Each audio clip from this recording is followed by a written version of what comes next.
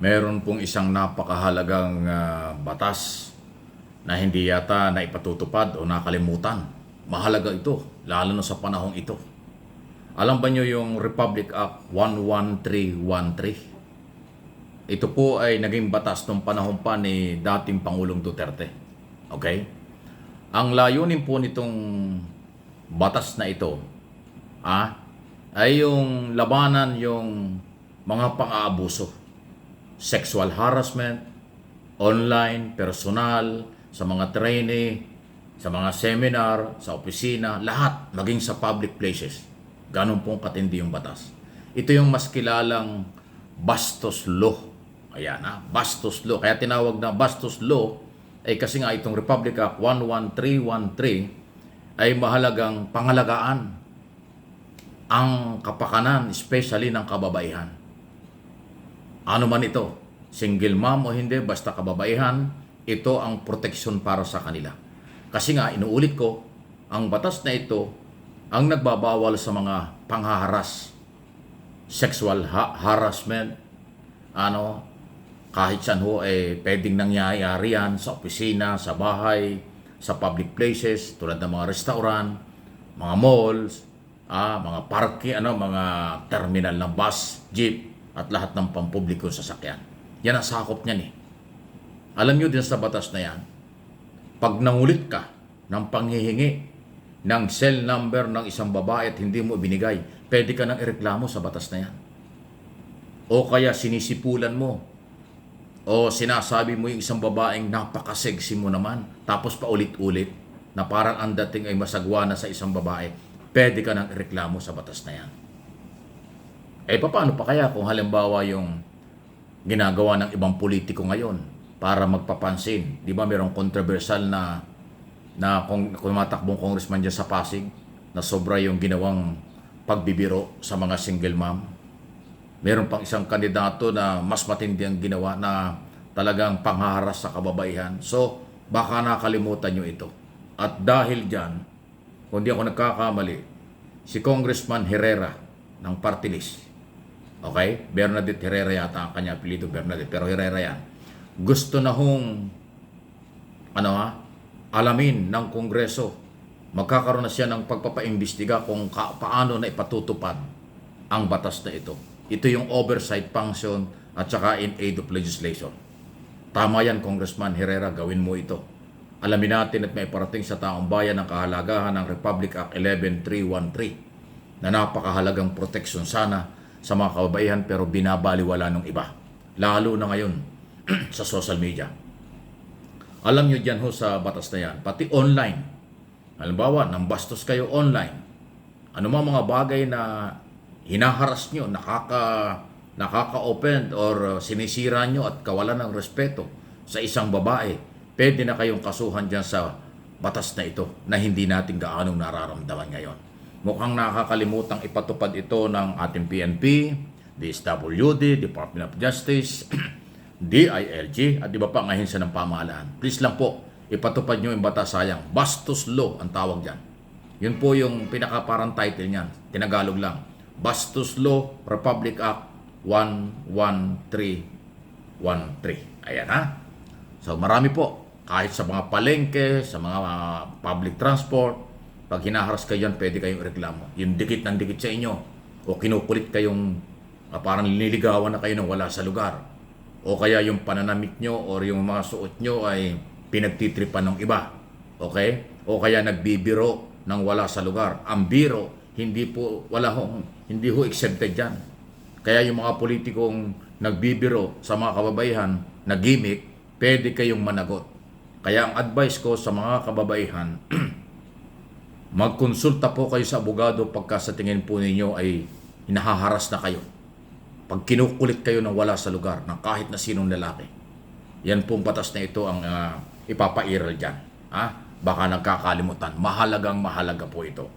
At pag yan ay naipatupad ng 100%, alam ko maraming makakasuhan Maraming makukulong. Kahit mga politiko lumalabag dyan Kahit malalaking tao. Yung mga boss dyan, yung mga top executive na nanghaharas sa kanilang mga staff, secretary, mga division chief o anumang posisyon sa pamahalaan o sa kahit na pribadong sektor. Pag hinaharas kayo ng inyong mga boss, magkonsulta kayo sa abogado.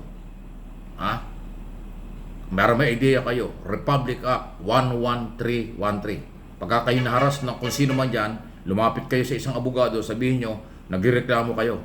Gusto nyong imbestigahan at kasuhan paglabag sa Republic Act 11313. Magugulat yung abogado dahil alam niyo yung number. Mahalaga po yun. Okay? So, paalala lang po natin. Sige. Sunod na ating pag-usapan, please like and share bagong lahat. At subscribe sa hindi pa sa ating mga channel, Mike Abe Opinions. Ito po yun. At yung isang channel natin, MA Pinoy TV.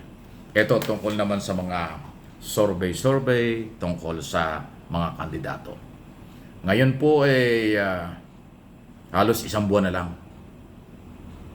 Isang buwan na lang eleksyon na. Isang buwan na lang tapos na ang kampanya. Kasi May 10, tapos na ang kampanya. 2 days before ang eleksyon. Kasi ang eleksyon 12 ng Mayo. Next month na yan. Sa akin pong personal na opinion at analysis. Okay? Huwag namang mawawala ng pag-asa yung mga kandidato. Pero sa tagal ko na pong nakatutok sa political issue, political exercise. Pag sa mga panahong ito, 1 month before, ay hindi kayo kasama sa top 15 sa mga survey, kahit na sino nagsosurvey dyan. Napakaraming nagsosurvey, di ba? Mga 10 yata yung mga company nagsosurvey. Kahit sino sa kanila. Pag hindi kayo nakasama sa top 15 sa kailang mga survey, tagilid na kayo. Kasi ang sigurado, ngayong panahong ito, yung top 5 hanggang top 6. Yan ang siguradong pasok na. Pagpasok ka na sa top 5 sa mga survey, hindi ka na malalaglag. Kung medyo bumaba ka man yan, aabot ka siguro hanggang number 8, number 9, pasok ka na rin. Magiging senador ka na rin. Pinaka-late niyan hanggang 10. Okay? Pag ikaw ay sa top 10, kamalasan mo na yung kasama ka sa top 5, tapos biglang pagkatapos ng eleksyon ay number 9, number 10 ka na lang. Ibig sabihin, maraming nag-withdraw, maraming hindi sumuporta sa'yo. Pero yung top 5 hanggang top 6, yan sigurado na may panalo. This coming election, sa panahong ito. Pero inuulit ko, kung hindi kayo pasok sa top 15, hindi ko sinasabing mag-withdraw kayo, bahala na kayo. Maglaylo na kayo, hindi kayo mananalo. Magagastusan lang kayo, mapapagod lang. Dahil napakahirap. 12 lang po yung senador Pinakamahinang boto, dapat makakuha ka ng 15 million vote. Pag sa palagay mo, hindi ka makakakuha ng 15 million vote, itong 1 month before ang eleksyon, huwag ka nang tumuloy. Mag-withdraw na lang. Dahil hindi ka na magiging senador. Ganun po ang ating analysis dyan. Ngayon, kung pasok ka doon sa top 15, yung number 8 to 15, magrarambulan pa yan. O yung number 7 to 15, mag-aagawan pa yan. Wala pang nakakasiguro. 12 lang ho ang kailangan Kahit number 7 ka sa survey sa panahong ito, kaya nga 1 to 6 lang 7, 8, 9, 10, 11, 12. Yung 5, 6, another 6. Kasi sa top 6 may panalo na Yung another 6 candidate, plus 3, nagiging kaya nga hanggang 15. So, 6, 9 candidate ang kailangan pala. Tama ba? Hindi, 11 pa. Bali, 11 pa yan. Kasi 6 plus, bali, ilan pa ba yan? 6 ang kailangan. Ay kung meron pang 3, so 9 pa pala. Tama. 3 pa yung pwedeng, o hanggang 9 pa yung kakailanganin na pagpipilian. Kaya nga hanggang 15. Diba? 12 plus 3, 15. Tama. So, pag nandiyan kayo sa number 7 hanggang 15, wala pa sigurado yan. Maniwala kayo sa akin. Wala pa sigurado ang panalo. Number 7 to 15. Yan ang aking opinion dyan. Kaya kung hindi pa na magdoble kayod kayo. Pero kung ikaw ay nasa number 16 pataas, lalo kung 20 plus, ganun, wala na. Mag-alsa baluta na. Magtipid na. O kaya mag-concede na. O kaya wag na kumampanya. Malabo na. Walang miracle sa eleksyon. Dahil tao ang magde-decide. Tao ang boboto. Walang himala sa eleksyon. Maniwala kayo. Kaya kung number 16 pataas, ay mag-alsa balutan. Yan ang ating advice at paniniwala. So inuulit ko 1 month before election, kung hindi ka kasama sa top 10, ay magpahinga ka. Hindi ka na mananalo sa pagiging senador. Napaka-skip na po. Okay? Please like, share ng video ito.